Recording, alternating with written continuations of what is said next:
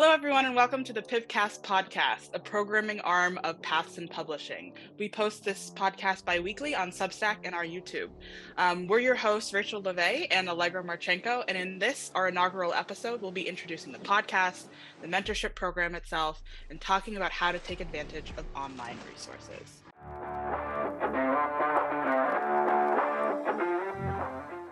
My name is Rachael Levay. I am currently the editor-in-chief at the University Press of Colorado, where I also acquire for the Utah State University Press imprint.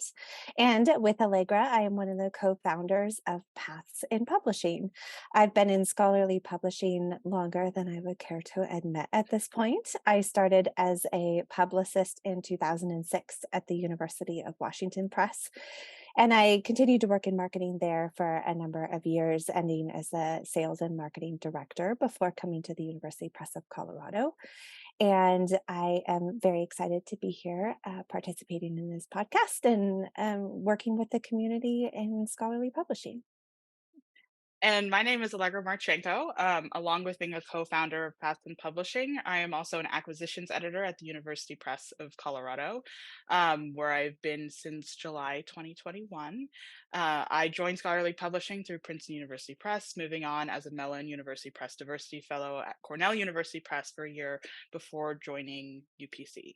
I'm also a literary agent at Ladderbird Literary, where I represent authors in the adult and YA speculative fiction space. Also very happy to be here and to talk with everyone. So Paths in Publishing is a free mentorship program meant to aid early career folk in scholarly publishing with the work of locating, applying to, and negotiating new positions. And we have a lot of sort of little programs that help us push forward to that mission, and we'll go over sort of all of them today and what they do and how you might take advantage of them. But first, we wanted to chat a little bit about how we came up with the concept of PIP. Rachael, it was kind of your idea first. So how did we come up with the concept of PIP?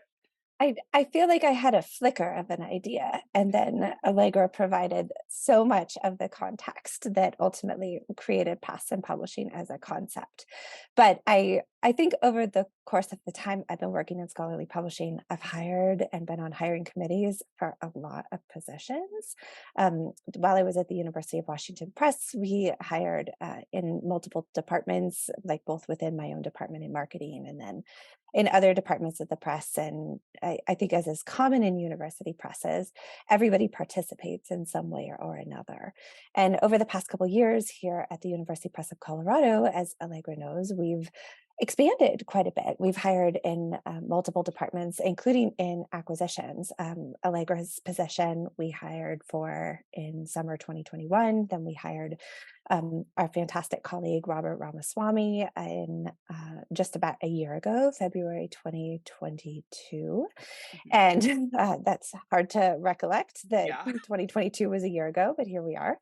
And I think for a number of years, and particularly of late, I started to think about the fact that many applicants were coming in like clearly doing their best on their materials, like Mhm. really well crafted, well intentioned cover letters, good resumes, but they were in need of some mentorship as they prepared those materials. Like there were kind of obvious things that if they had included them in their cover letters or ways that they had shaped their resumes, that they might have not necessarily been more successful, but their kind of obvious qualities would have been more easily recognized Mhm. by a hiring committee. I'm trying to remember how many applicants we had for our most recent hire and acquisitions, Allegra, but I think it was Over 200 100. and Yeah. something like that. Yeah. So it's hundreds of applications. And because the University Press of Colorado hires remotely, we had just this bonanza of fantastic candidates from all around the country. And it just felt like there were things that if people had good mentorship availability as they crafted those materials, that they could have had like a much easier time positioning themselves as perfect for the job. And so at that point, I kind of mentioned this half-baked idea to Allegra, and Allegra was immediately like, this open inbox program, I've got the perfect idea for it. And things kind of took off from there. Yeah, I will say the open inbox program was actually it wasn't their idea first, but I only knew about it because they did it. The Right Team Mentorship Program, which I believe is run by Sammy Ellis. I had worked with them before, and they essentially had this open inbox where people could email in questions about publishing or their materials to get reviewed. And I said, why don't we translate that to scholarly publishing? For the people who are nervous talking to their mentors or don't have mentors. What if they just had like an inbox where they could email in their resume and cover letter, as well as any industry questions, and we'd get one of our mentors in residence, industry professionals around the field, to sort of review the materials and provide some feedback. Yeah, Because resumes and cover letters are your first impression when you're applying to a job, and they're not your only impression, but they're what's going to get you an interview. So yeah, trying to like Rachel said, push that forward, so you're really highlighting the skills that you need to highlight for any individual position, we found was really important as we were hiring at UPC, and I'm sure as people are hiring everywhere. And from that open inbox program came everything else. We just kept going, wow, wouldn't it be cool if, and came up with like a couple more things along the way. One of which is now the PIPCast podcast. PIPCast. There were a lot of like DMs that Rachel and I have had, like someone tweets something and we say, "Oh, that's a really good idea." Like, I almost wish we could make a question and send it in to our mentors through the open inbox program so we could tweet out their answer or something like that. But then we also thought, well, we just like to talk to each other, We why do. why don't we have a podcast? Like And coworkers was not enough. We needed more. So here we are. mhm. In the way of all great academics, let's have a podcast. But we hope ours will be like pretty short, 15 to 20 minutes. And we'll just go over like a single, fairly basic question or topic on a biweekly schedule. So every 2 weeks, like next week, we'll probably be talking about the interview and how to set Yeah. yourself apart in the interview. And they're pretty short, quick topics like that we hope someone can just sort of listen to before they have a job application go in or something like that, or listen to for fun, and will be informative without taking too much time out of your day. But for this podcast, we wanted to run through, what our resources are and how you might want to use them, because I realized, well, our website's a landing page for everything that we have. We don't actually have a full explanation of what everything is and how they Mhm. might connect to each other. So we wanted that to be this. Um, Rachel, do you want to start with how to use our resources? Yes. So we are kind of constantly developing new ideas, and some of them come via Allegra and I's conversations about resources we wish we'd had or that we wish we could have shared with others.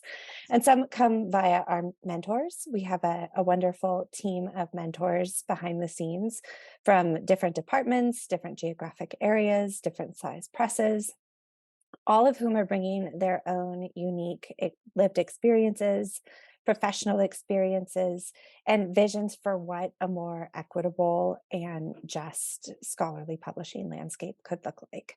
And then we also get a lot of suggestions from the larger community. As Allegra mentioned, um, we get comments from Twitter or within some of our different spaces where we collaborate together. People will come up with ideas, so we're really interested in putting as many of those into play as possible and kind of seeing what works best for folks. So please do always share feedback with us. We've got forms on our website for you to do that either anonymously or named if you'd like to participate in a conversation about how to do that differently.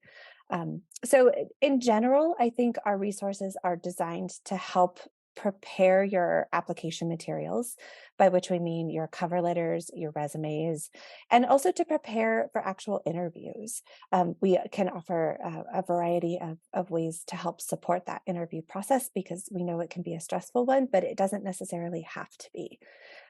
We also are really looking for ways to help folks at large, both within scholarly publishing or hoping to get into scholarly publishing, understand the industry, some of the language that we use, become more well versed in kind of that conversational way that information moves through the hiring process, and also to make connections at different presses because for better or worse, we all know that networking and connections is an important part of any job application process.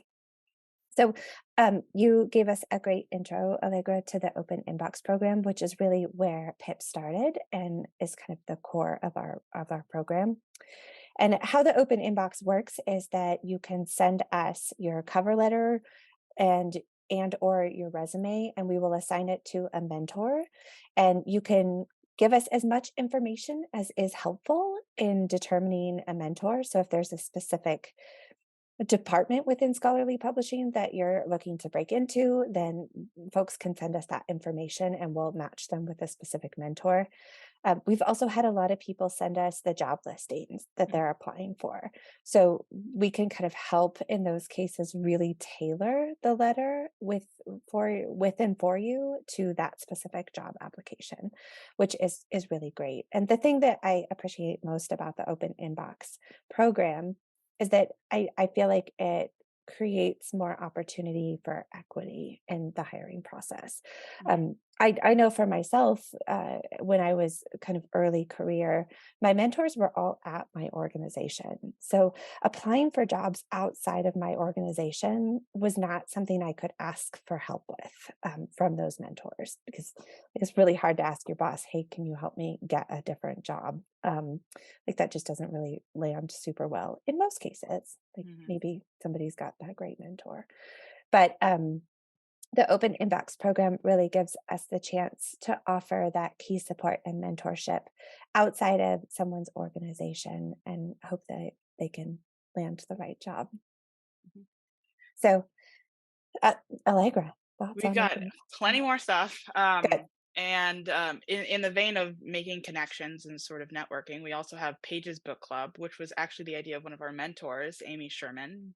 Shout out to Amy. Amy is fantastic and wonderful. Amy. And she had an idea for essentially just a book club where people could get together, not necessarily even people currently in the industry, but people industry adjacent, people trying to get into the industry, and chat about sort of different books and how they might help us learn how to sort of be better at our jobs, but also connect with other people.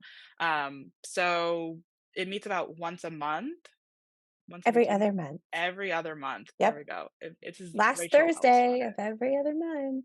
The last Thursday of every other month. Our next one's in February. February. February. Maybe Rachel should be introducing this bit. The next one is in February, and it's just you don't even necessarily have to read the whole book to join. It's a guided discussion. You'll get discussion questions beforehand. There's usually like a little presentation by someone who might be able to offer a new dimension to the topic at hand. And we also partnered with Feeding the Elephant. Yeah. So people who are interested in writing like a book review of the book that we read will get a bit of mentorship in-house to produce an article for Feeding the Elephant that will then run in that forum. So you can add that to your resume. Yep. And what else do we have?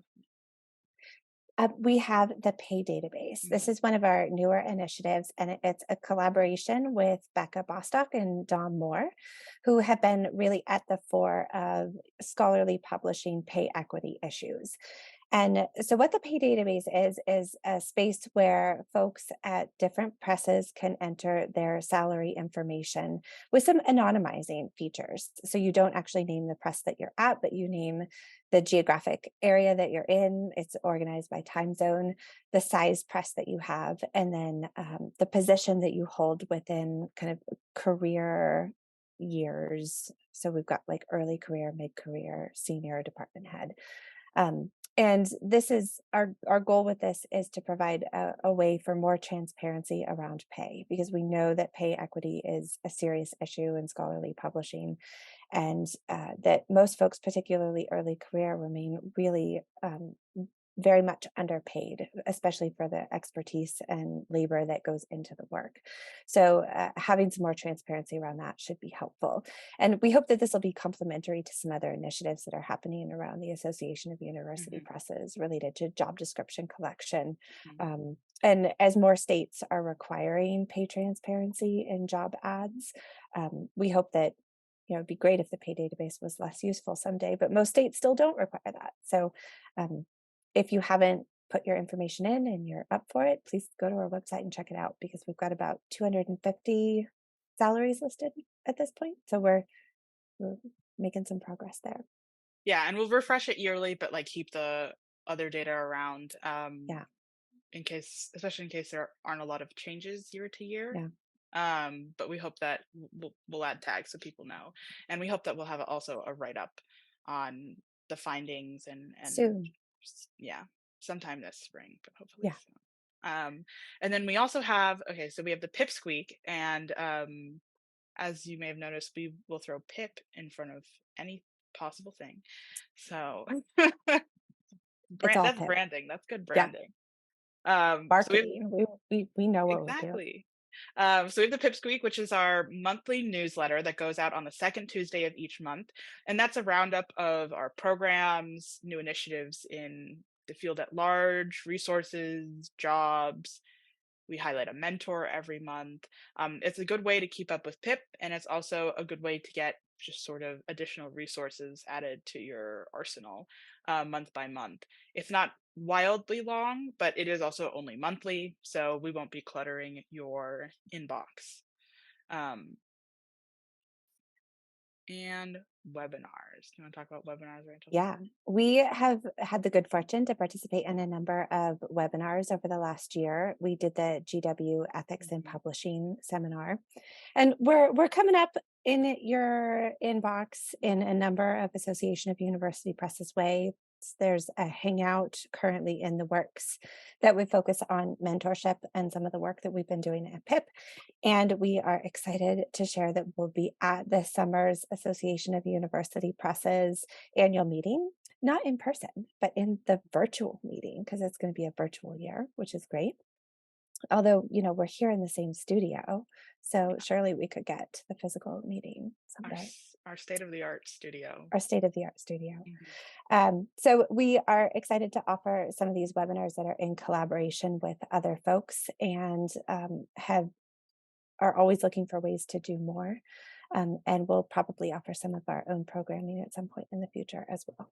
Mhm. We post some of those webinars, on YouTube, just as an archive, and we also run a somewhat active Twitter. Sometimes I would like it to be more active, but on Tuesdays we tend to post Term Tuesdays, where we just define a common industry term that people outside the industry or even early career people may not quite know. And on Fridays, every other Friday, we post TGI FAQ, which is essentially an FAQ. We highlight a question that was posed to the PIP mentors and the answers that they gave anonymously, so a wider audience can benefit. That's also another just good way. If you follow us on Twitter, that's another good way to keep up with all that we're doing. We also on Twitter try to post job ads Hmm. if they list salary ranges. So following us there is a good way to also get some opportunities to see more jobs that are coming up on the market. We also have Pit Post, which is our blog on our website. We've had a couple of blog posts from like individual writers covering major topics in scholarly publishing, like how to transition from academia to scholarly publishing. We've also done some cross posts with Feeding the Elephant. The editorial team over there is very like minded with PIP in terms of promoting scholarly publishing and looking for opportunities to advance early career folks. So we've got some cross posts there as well. Hmm. Going through this whole list, I'm like, wow, we have a lot of sub programming at PIP, Yeah. but we do have some new ideas for the new year regardless. So first and foremost is this podcast, obviously, and we've explained what we're doing and why we're here and what our aims are. And then we'll also look into things like some potential workshops this year, resume and cover letter workshops. We've done webinars, but setting something up that's a bit more hands-on will hopefully be in the works for later in the year. And we have the potential of the PIPship Fellowship, which will just be kind of an informational, um, low commitment fellowship for early career people in the industry or people hoping to get into the industry. And when we have more details about that, we will announce that. But today's episode, I think that brings us pretty much to the end. We went slightly over our standard 15 to 20, but we had a lot of ground to cover. Um, Great to chat with you, Rachel. Yeah, great to chat with you as well. And to our PIP listeners, thanks for listening. You can find us on Twitter at Paths in Pub or check out our website. And we are excited to talk with you again next time.